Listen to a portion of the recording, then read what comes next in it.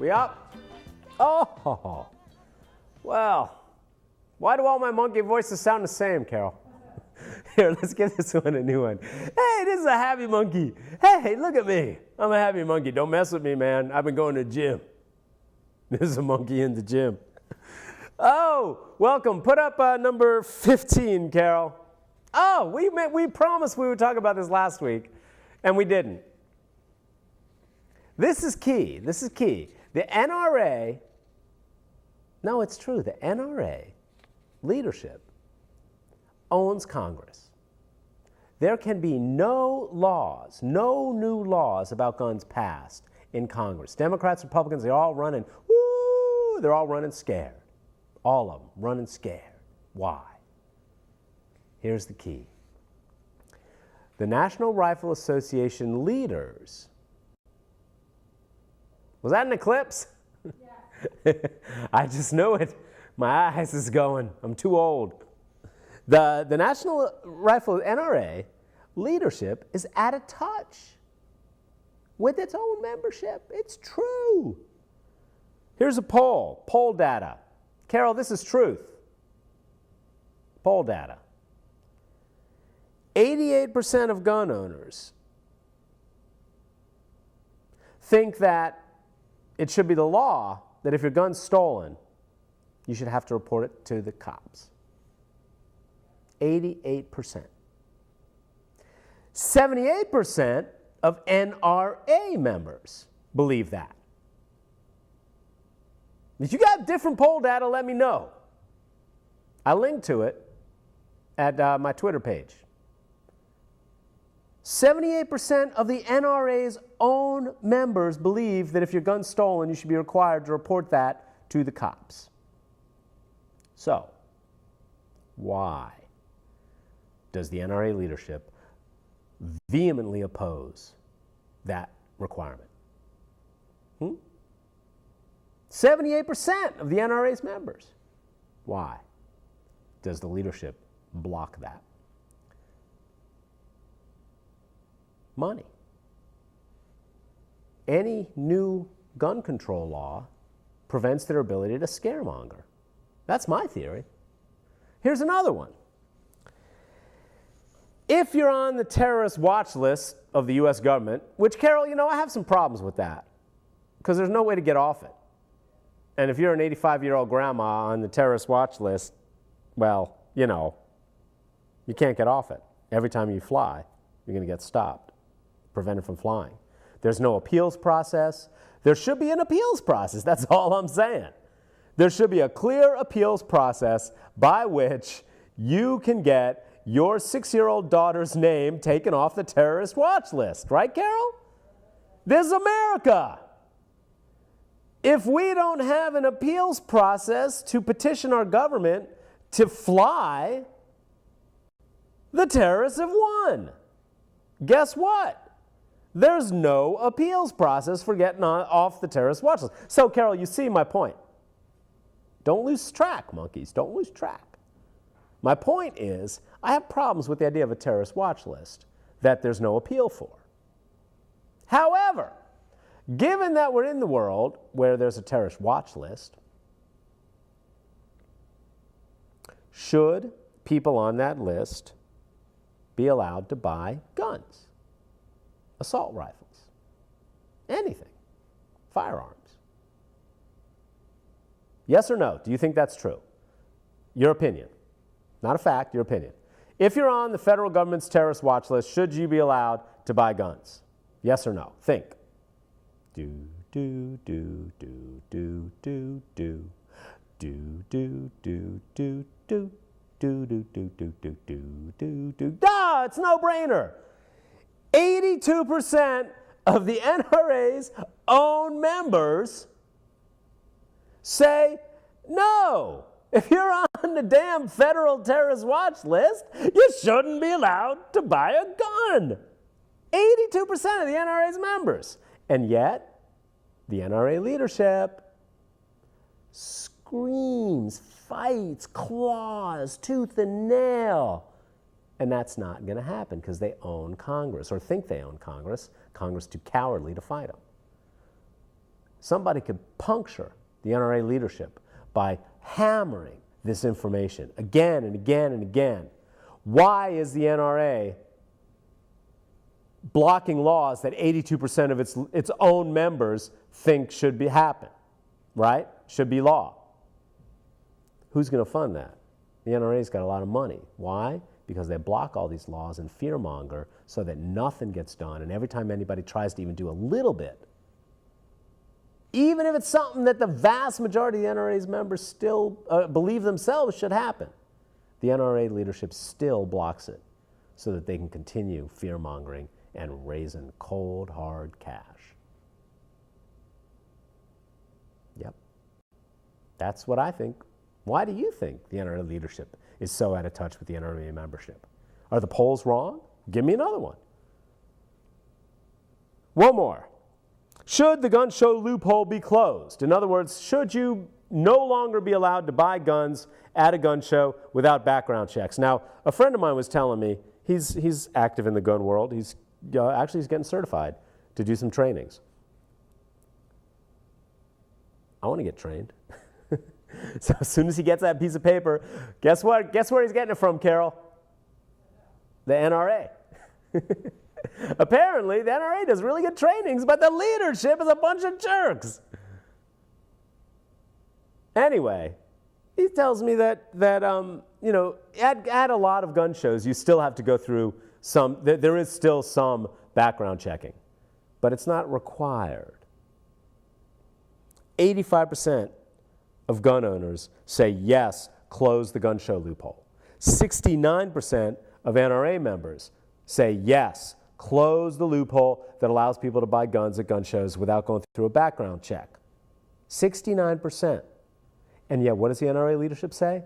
How dare you, it's outrageous and it's just unthinkable, you're fascist, right? That's what they do. Why? Their own membership wants it closed. It's crazy. All right, Carol, let's put up another soul song.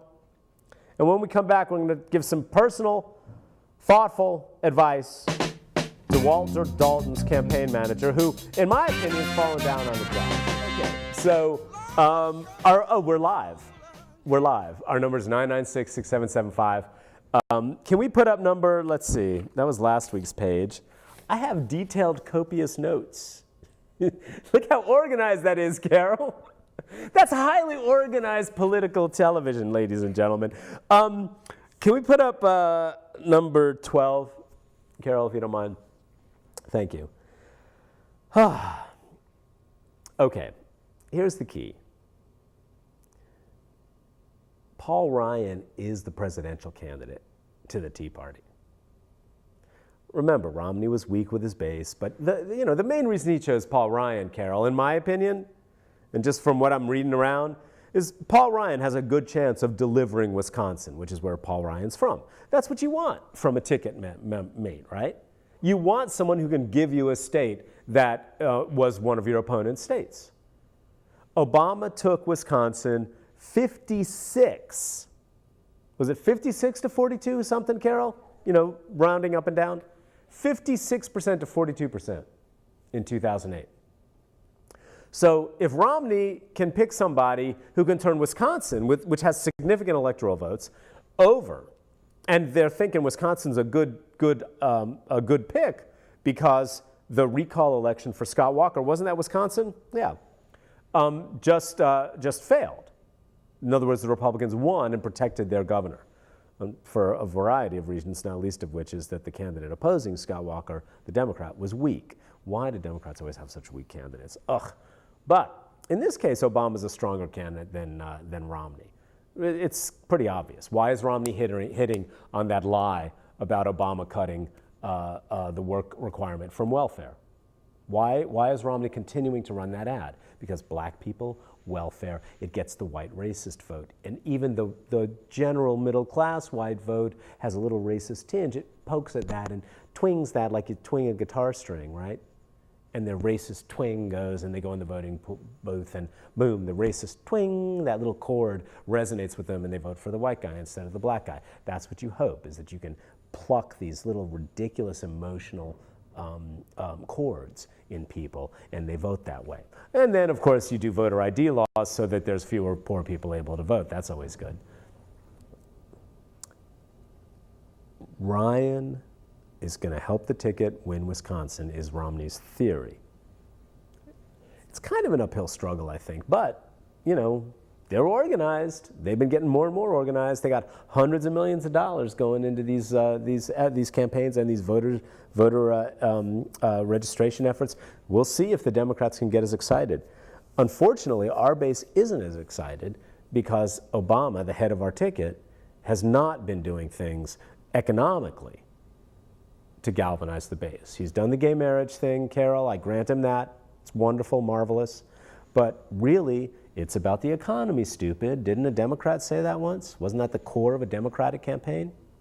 So if you think you're going to overcome Republican fear-mongering, right, about black people on welfare, and that's exactly what the Romney campaign and Ryan campaign's doing, with, you know, gay marriage, it's about the economy, stupid. So you've got to do some stuff about the economy. I just don't see Obama really doing a whole lot to hold banks accountable, which is really where his base wants to be.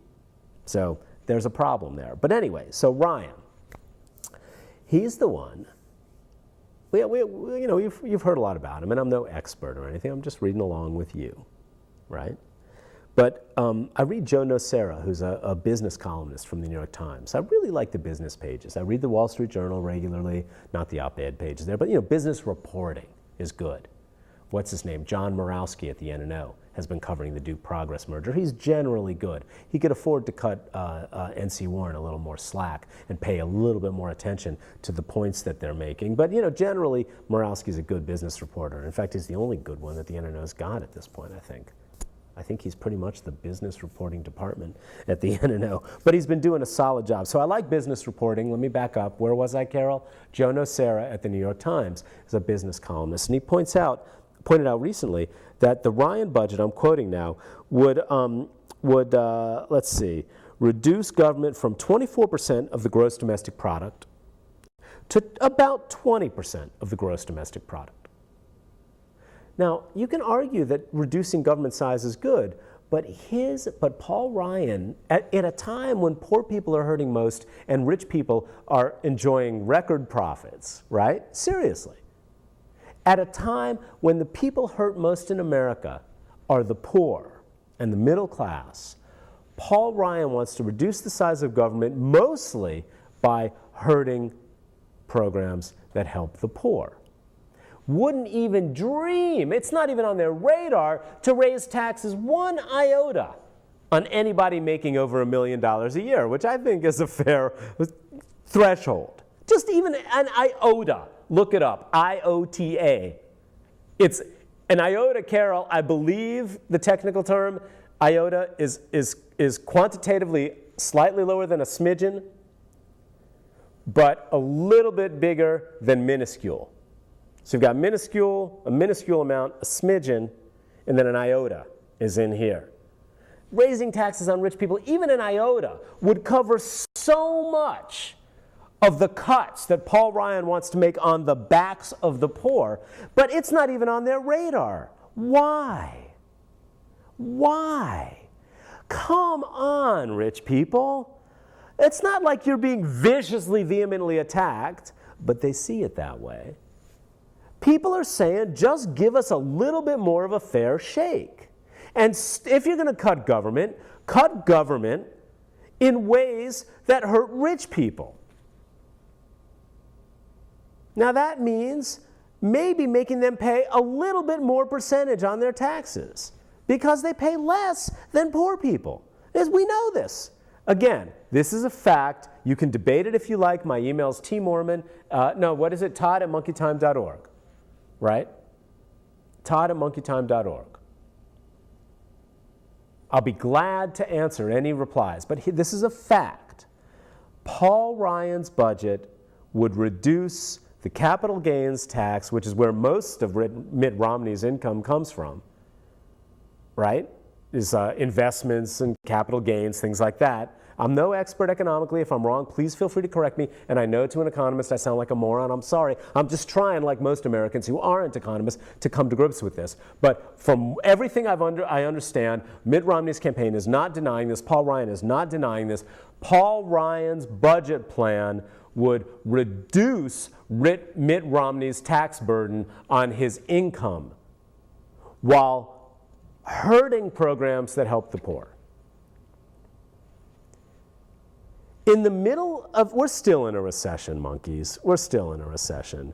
Banks are still screwing everybody over. Banks are still making sure that people in underwater mortgages don't get relief. They're making sure that the changes that we need to have in derivatives and derivatives exchanges aren't happening with any teeth to them. They're consistently doing that. And so we haven't gotten out of the 2008 financial crisis. We haven't. Romney and them are trying to blame Obama for it, but that, there's no way to tell where we would be without the stimulus that he pushed through and the Democrats pushed through. It's very likely we could have been worse, but Romney doesn't want you to think that. Well, there's no control group here for a scientific experiment. We don't know for sure where we'd be without that stimulus package. We're not where we need to be, but the Republicans crushed back the stimulus package. Anyway, I'm sorry, I'm getting off base. The key here is that Romney would pay even less in taxes than he does now if Paul Ryan's budget became the law of the land. This is a quote from everybody's favorite Tea Party advocate, Grover Norquist, head of Americans for Tax Reform, the advocacy group, in February. And if you go to my Twitter page, Carol, if you can put that up, I link directly to the Daily Beast article. I know it's the Daily Beast, but I go to Drudge, I go to the Daily Beast, I go to the Corner at the National Journal, I go to Talking Points Memo and, all the Digby, Hullabaloo, all the lefty blogs. I try to at least keep up with the arguments on all sides. Very few of you do that. If you're on the right, you don't pay attention to what Digby's saying. Digby reminded us just this week of this quote from Grover Norquist that the Daily Beast wrote about in February of 2012, just a few months ago. Or ages ago, Carol, depending on your perspective on American pop culture. But this is Grover Norquist in February of this year. All we have to do is replace Obama. We're not auditioning for fearless leader. We don't need a president to tell us what direction to go. We know what direction to go. We want the Ryan budget. We just need a president to sign this stuff. Or crap, as I would call it. We don't need someone to think it up or design it. The leadership now, pay attention now, this is how Grover Norquist, one of the leading lights of the Tea Party, is thinking about the presidential race right now. The leadership now for the modern conservative movement for the next 20 years, this is how they're thinking, will be coming out of the House and Senate. In other words, Romney is just going to be a puppet, a rubber stamp. The real leadership is going to come if they win the Senate and Romney. We are totally screwed. At least we've got a nominal Democratic Senate in the United States right now. They're spineless, backboneless, weak-willed, slaves to Wall Street. But at least we've got a little bit of a buffer. If the Republicans win the Senate and Romney and Ryan get in, Grover Norquist is saying, look, we don't care who gets in. As long as it's a Republican, he'll just say yes. Yes, yes, yes, yes, yes. The real leadership is coming from the House and Senate. Can we show this one, Carol? Where is it? There it is. Norquist. Romney will do as told. By the Tea Party, Tea Party beholden leadership of the House and Senate if they win the Senate. Now, it's just fascinating to me that they're being just so blatant about it. They have a long-term plan. Now, this is where we need to come to number 14, Carol, if you don't mind. Walter Dalton is running for governor of North Carolina against Pat McCrory. Pat McCrory has a lot more name recognition across the state. He's run before, he got beat by Purdue, he's got a lot of money, he was mayor of Charlotte, you know, blah, blah, blah. Dalton was lieutenant governor. A relatively minor position when it comes to being in the public eye. Not much name recognition. He's got a deficit. But he's still within 5 to 7 points, Carol, Walter Dalton is, of Pat McCrory. Now, we have in North Carolina a Republican House and a Republican Senate. They just finished 2 years ago redrawing the districts so that they're consolidating their power. It's harder for Democrats to gain control than it was before, which is just like what the Democrats did 10 years previously, which is why Congress critters should not be in the business of redrawing their own districts. But, you know, whatever.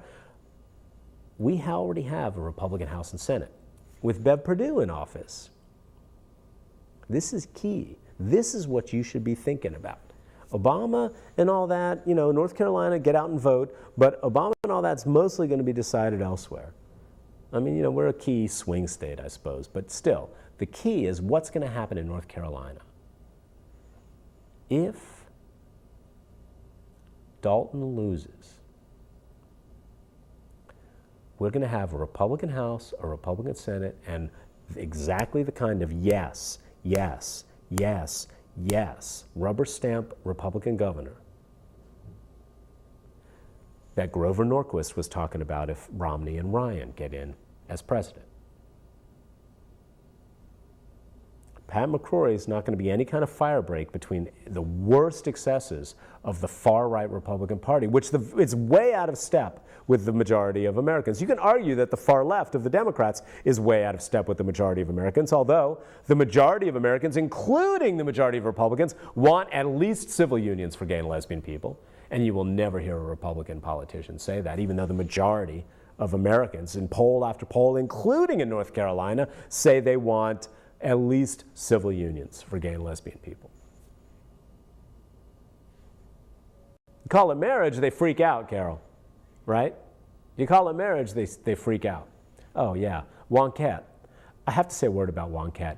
They're really, really savage and snide and at times just disgustingly, aggressively sarcastic. And sometimes that's exactly what you want. So if you don't go regularly to Wonkette for the worst sarcastic left-wing take on things, you're really missing out on the joys that the left has to offer. One of the true treasures of the left online is just you know, dip your toe in until the stench gets too bad. But no, I mean, I check Wonkette maybe 2-3 times a week. About as often as I check the Corner and the National Review, actually. It's about as much as I can take of both of them. But anyway, Wonkette is great. Oh, yeah. How much time we got? 2 minutes. Oh, 2 minutes. Oh, okay. So if Dalton loses, we're going to see abortion gone in North Carolina. We're going to see everything that's happened. We're going to see crappy immigration laws that are going to kill agriculture in North Carolina, like the onion crop in Georgia last year.